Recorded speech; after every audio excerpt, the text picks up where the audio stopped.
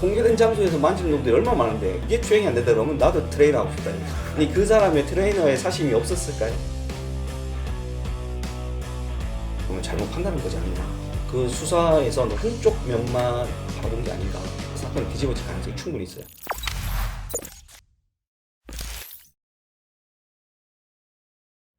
안녕하세요 구독자 여러분.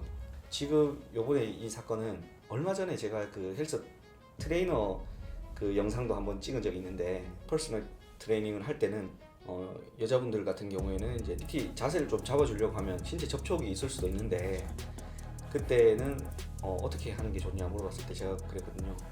요즘 성인지 감수성이나 이런 걸 보면 무조건 동의 받아야 된다. 뭐 예를 들어 단순 어깨나 이런 데는 모르겠지만 가슴, 허리, 뭐 엉덩이 이런 부분은 무조건 동의받고 하는 게 좋다라고 얘기를 했었거든요. 근데 딱 그거 관련된 사건이 이번에 이슈화가 됐는데, 처음에는 허리를 이제 잡아요. 이게 근데 그냥 잡는 게 아니고 좀 만져요 자꾸. 이게 아니고 이게 다르잖아 이게. 네. 이거랑 굳이 만져봐야. 근데 좋아요. 허리까지는 그렇다 했어. 그래 그럴 수 있다. 넘어갔는데 다음에는 어디를 만지냐면 이제 엉덩이죠. 일단 앉는 스쿼트 자세는 아니었고 뭐 이렇게 상체를 하는데 아직 앉지 않은 상태에서 아니 엉덩이를 또 어떻게 만지냐면 그 사람 말로는 이제 엉덩이 힘이 들어가는지를 봐야 된다. 뭐 이렇게 이제 얘기를 했다는데 그것도 이거야. 아니 심지어 이거였던 걸로 제가 기억해요. 네. 그 결국 어떻게 됐냐면 이제 일단 경찰에서 불송치, 네, 혐의 없음. 그다음에 검사도 혐의 없음. 네, 그 불기소 그렇게 돼버렸어요. 이게 네. 저도 이제 PT를 해봤지만 힘이 들어가는 거를 체크하는 자세라고 하기에는 너무 쫄딱. 네. 아니 이거를 생각해 보자고요. 반대로 바꿔놓고 동성의 경우에 엉덩이 힘들어가는지 본다고 이렇게 쫄딱하나요? 안 하죠. 그러니까 나는 이거를 그 수사 이후에 보면 불송치 또는 검사의 불기소 두 수사기관 다의 이유를 보면 고의가 없었다는 거예요. 그러니까 기습적으로 추행한 거는 그 행위 자체는 그러나 거기가 오픈된 장소고 그다음에 다른 사람들도 다 보고 있고 기존의 다른 회원들도 그렇게 했기 때문에 그 사람이 추행을 할 고의가 없었다는 거죠. 근데 그거는 나는 진짜 좀 어떻게 보면 잘못 판단한 거지 않냐. 지하철은 공개된 장소 아닌가? 공개된 장소이면 사람이 못 만지나요? 공개된 장소에서 만지는 놈들이 얼마나 많은데 그 대신 몰래 만진 게 아니고 오히려 더 적극적으로 만졌죠.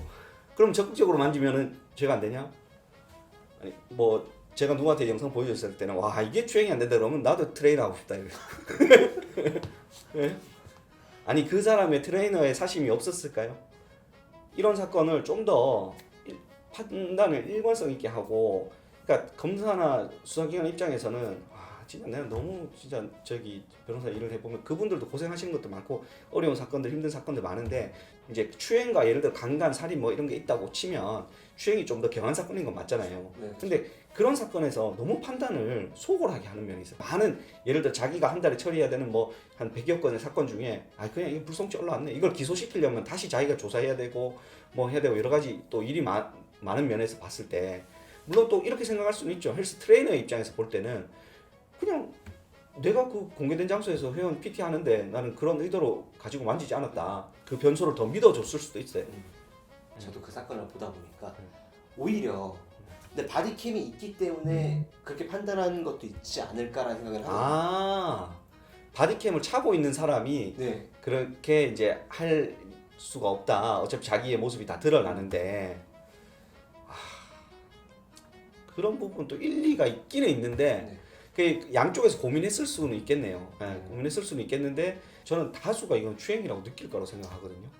그러니까 바디캠을 찬 모습 또는 이제 그 사람의 일관된 진술이라든지 뭐 주변인들의 그 트레이너는 이전에도 뭐 그렇게 뭐 이제 강습을 했었다 이런 것들이 들어갔을 수도 있고 하겠지만 조금 더 다른 면, 그러니까 피해자의 면이라든지 일반 사람들이 봤을 때 이걸 과연 추행으로 생각 안 할 것인지 라는 거를 조금 더 고려해 봐서 처벌을 꼭 무조건 추행이라고 해서 반드시 실형 살리고 그런 건 아니더라도 죄가 되고 안 되고 여부는 진짜 다른 부분이니까 그렇고, 제가 느끼기에는 일단은 그 수사에서 너무 한쪽 면만 바라본 게 아닌가 라는 좀 안타까운 생각이 있어요. 물론 그분들도 나름의 판단을 했을 수는 있지만 저는 이건 추행이다 라고 생각이 돼요. 그리고 피해자분 같은 경우에는 일단 검사가 불기소를 했지만 반드시 항고라는 제도가 있어요. 검사가 불기소했을 때 그 다음 다툴 수 있는 절차가 항고. 그것도 안 되면 고등법원에 재정 신청. 네. 이거를 반드시 절차가 있으니까 이 절차를 통해서 사건을 좀 다시 되돌릴 필요가 있다고 보고 특히나 또 언론에도 이 정도 알려졌고 지금 댓글들도 보면 다수가 이거는 추행이 맞다라고 보는 면이 있어 서 사건이 뒤집어질 가능성이 충분히 있어요. 그래서 변호사하고도 상담을 하시고 이거는 꼭 항고 안 되더라도 재정 신청 반드시 해서 사안을 바로 잡았으면 좋겠습니다.